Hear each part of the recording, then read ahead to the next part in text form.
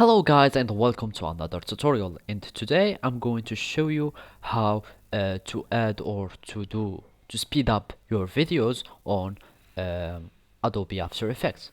So first, open your Adobe After Effects and start a new project, and now you will find yourself in this window.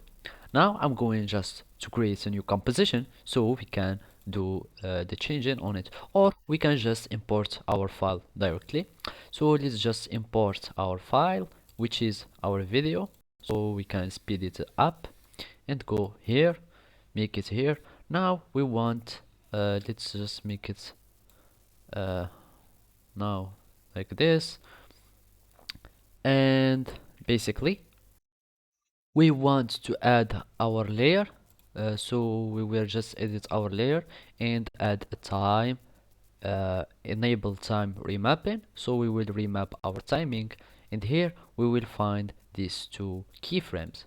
So this one we will just make it here, we make it uh, shorter, or you will make it nearer to the first one, so the video will start speeding up.